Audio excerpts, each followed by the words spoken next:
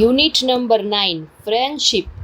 Friendship એટલે શું? મિત્રતા. મિત્રતા વિશેનો યુનિટ આપણને આમાં આપેલું છે, તો ચાલો એના વિશે જોઈએ આપણે. Recite and enjoy. જો I can be a pal. I can be a pal by smiling at you. I can be a pal when you feel blue. I can be a pal who is honest and kind. I can be a pal when you are in a bind.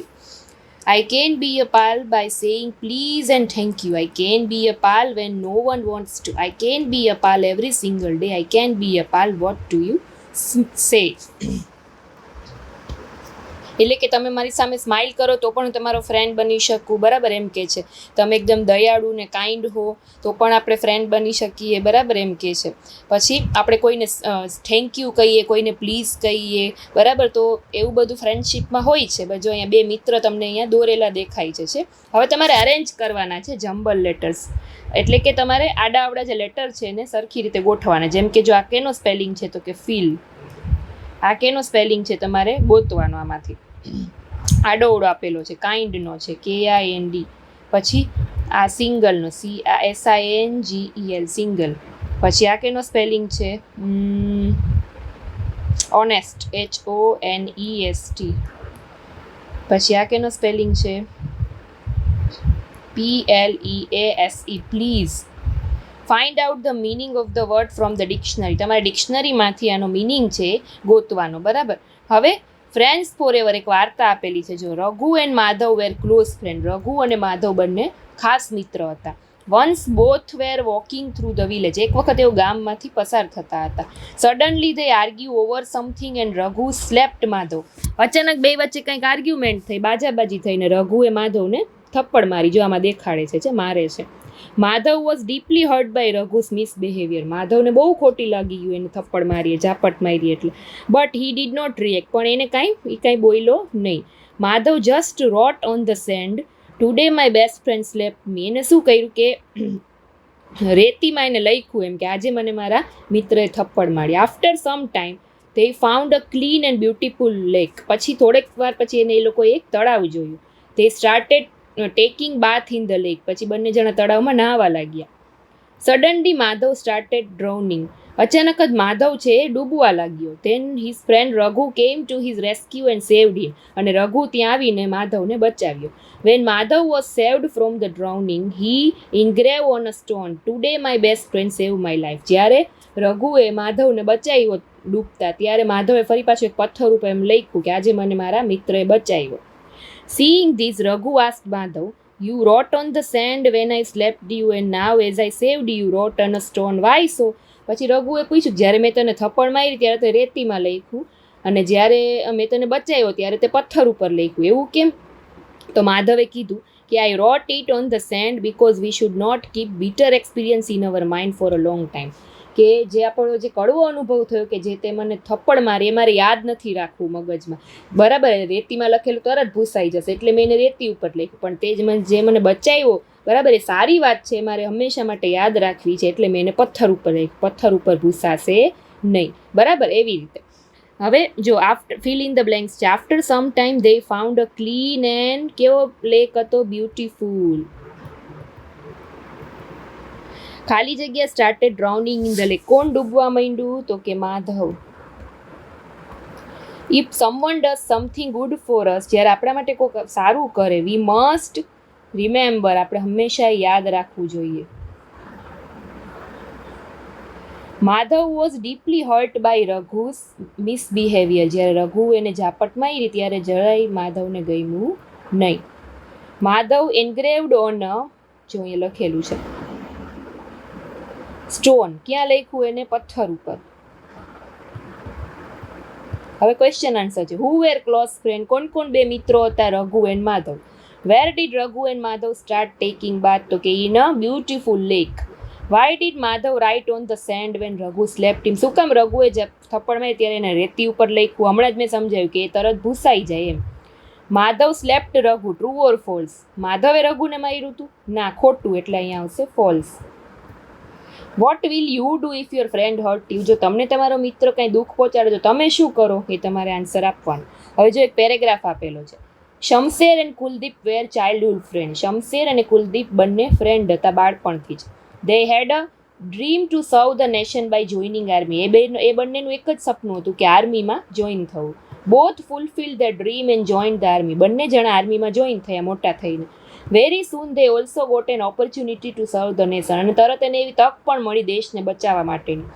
The war broke out and they were sent to battle. અચાનક યુદ્ધ શરૂ થઈ ગયું ને એ બંનેને યુદ્ધમાં જવાનું થયું. Going there both bravely faced the enemy. બંને બહાદુરીપૂર્વક દુશ્મનનો સામનો કર્યો. એનિમી એટલે શું તો કે દુશ્મન. Shamsher was badly injured during the battle. અને આ યુદ્ધ દરમિયાન શમશેર છે બહુ જ વધારે ઘાયલ થયું.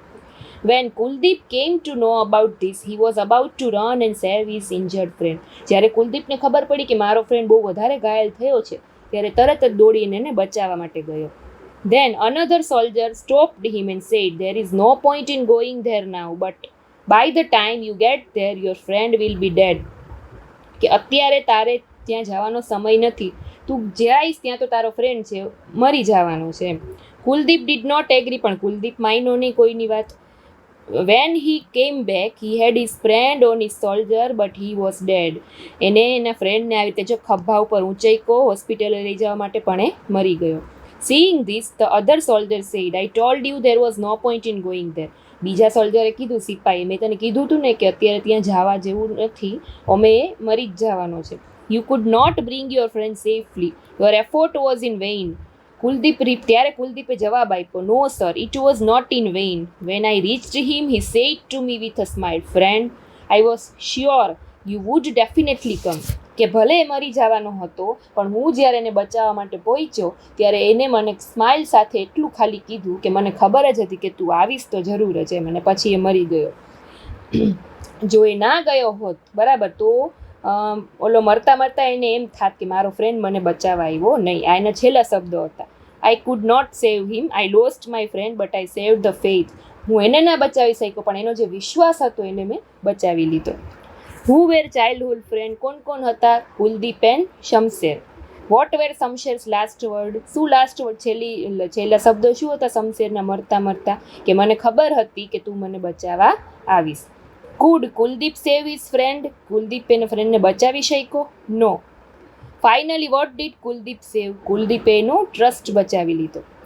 Similar word of the following from the passage. જો વોરનો સિમિલર વર્ડ શું થાય? બેટલ. વોર એટલે યુદ્ધ થાય, બેટલ એટલે યુદ્ધ થાય. યુઝલેસ એટલે વેઇન. કન્ટ્રી ને nation. Read the sentence write true or false. Shamsher wish to save his injured friend. Shamsher એને બચાવવા માંગતો હતો? ના, શમશેર તો પોતે ઘાયલ હતો એટલે આ ફોલ્સ આવશે, ખોટું. Shamsher and Kuldeep wanted to join army. બંનેને આર્મીમાં જવું હતું તો કે true. Kuldeep was badly injured. Kuldeep ઘાયલ થયો હતો? ના, ખોટું. કોણ ઘાયલ થયું હતું તો કે Shamsher. When Kuldeep approach Shamsher he was dead. જ્યારે કુલદીપ ત્યાં પહોંચ્યો અને શમશેર મરી ગયો હતો? True. The other soldier stop Kuldeep. True. બીજા સોલ્જરે કુલદીપને રોક્યો. હવે જો પેલા જોવાનું છે. બર્થડે કાર્ડ છે 27 November 2024. Happy birthday my best friend Harshada. Thank you for always being there for me. Wishing you a happy first double digit birthday my bestie from your friend Parul. એક birthday card છે. હવે તમારે fill in the blanks કરવાની છે. હર્ષદાસ birthday is on કઈ તારીખે હતો તો જો અહીંયા તારીખ લખી 27 નવેમ્બર 2024. ઇટ ઇઝ હર્ષદાસ કેટલામાં બર્થડે હતો તો અહીંયા લખ્યું છે જો ફર્સ્ટ ડબલ ડિજિટ બર્થડે. ખાલી જગ્યા એન્ડ ખાલી જગ્યા આર ધ બેસ્ટ ફ્રેન્ડ. કોણ બેસ્ટ ફ્રેન્ડ હતા તો કે Harshada and Parul. Do you wish your friend on their birthday. તમે તમારા ફ્રેન્ડને બર્થડે વિશ કરો છો? Study the picture and write 8 to 10 sentence. જો પહેલાં પિક્ચરને ધ્યાનથી જોવાનું. એક પાર્ક દેખાય છે બરાબર, જેમાં અહીંયા તમને દેખાય છે જોય નામનો છોકરો પાણીમાં બોટને તરાવે છે. પછી અહીંયા અમુક જણા છે, મિસ્ટર મહેતા છે, વનિતા છે, કામ્યા છે, બેઠા છે અને નાસ્તો પાણી કરે છે. જોસેફ છે, ઝાડ ઉપર ચડે છે. હિરલ છે, પતંગ લેવા ચડે છે. જોસેફ. હિરલ છે એના મમ્મી સાથે ઊભી છે. પછી રુશિલ ને જીનિસ છે, બંને બેડમિન્ટન રમે છે. તો એના ઉપરથી તમારે 8 to 10 સેન્ટેન્સ બનાવવાના છે. Write a paragraph about my best friend. તમારે તમારા best friend, my best friend વિશે પેરેગ્રાફ આખો લખવાનો છે કે એનું નામ શું છે, my best friend name is, એની એજ કેટલી છે, એ ક્યાં રહે છે, એનો નેચર કેવો છે, એનું ફેવરિટ ફૂડ કયું છે, સ્પોર્ટ્સ કયું છે, સબ્જેક્ટ, ટૂંકમાં આખો તમારા બેસ્ટ ફ્રેન્ડ વિશેનો પેરેગ્રાફ લખવાનો છે. Fill in the blanks using the word. જો આ જે બ્રેકેટમાં વર્ડ આપ્યા છે એને યુઝ કરીને નીચેની ફિલ ઇન ધ બ્લેન્ક્સ કરવાની. ખાલી જગ્યા ઇઝ યોર ઇંગ્લિશ ટીચર. તો કોણ તમારા ઇંગ્લિશના ટીચર છે? કોણ એનો મતલબ શું થાય? હું. યાદ રાખજો, હું એટલે કોણ. ખાલી જગ્યા do Anushka and Kenisha work. તો શું આવશે? વેર ડુ અનુષ્કા અથવા તો વોટ ડુ અનુષ્કા અથવા તો when do Anushka and Kenisha work. ખાલી જગ્યા does Vedant come home. When does Vedant ક્યારે આવશે? ક્યારે એટલે વેન. ખાલી જગ્યા pens do you have. How many. તમારી પાસે કેટલી પેન છે? જ્યારે કોઈ વસ્તુને આપણે ગણી શકીએ ત્યારે મેની આવે, જ્યારે કોઈ વસ્તુને આપણે ના ગણી શકીએ ત્યારે મચ આવે. જો ખાલી જગ્યા water is there in your bottle. તમારી બોટલમાં કેટલું પાણી છે? તો પાણીને તમે ગણી શકો, 1 પાણી 2 પાણી ના, તો અહીંયા આવે how much. How much water એમ. પણ પેનને આપણે ગણી શકીએ એટલે અહીંયા આપણે હાઉ મેની લખ્યું. ખાલી જગ્યા does Paresh like. What does, પરેશને શું ગમે છે? બરાબર, તો અહીંયા શું આવશે? Where do. Study the picture. જો એક તો ચિત્રને જો, આનું નામ દેવ છે, આનું નામ દિવ્યા છે. જો છે who is playing with doll. ઢીંગલીથી કોણ રમી રહ્યું છે? તો કે Divya is playing with a doll. What is Dev going. Dev શું કરે છે? તો કે જો આવી રીતે બ્લોક્સ છે એને ગોઠવે છે. How many flowers are there in the flower vase. કેટલા ફ્લાવર છે? 1 2 3 4 4 flower. What is the colour of the curtain. પડદાનો કલર કેવો છે? તો કે pink. What is time is it. Time કેટલા વાગ્યા છે જો ઘડિયાળમાં? તો કે 9 9. હવે પેરેગ્રાફ આખો પૂરો કરવાનો છે. જો we all have friends but choosing good friend is always a very difficult. સારો ફ્રેન્ડ ગોતવો બહુ અઘરો છે, ડિફિકલ્ટ. વી આર ખાલી જગ્યા વિથ અવર ખાલી જગ્યા. We are good with our best friends. We can easily share our thoughts and feeling with them. They trust us and we trust them. Good friends are there for us during good and bad time. બંને ટાઈમમાં આપણા friend આપણી સાથે હોય છે. Good friends are supportive and comfortable. Friends help in our difficult time. I am loyal. I have many friends. બરાબર, friend વિશે example છે.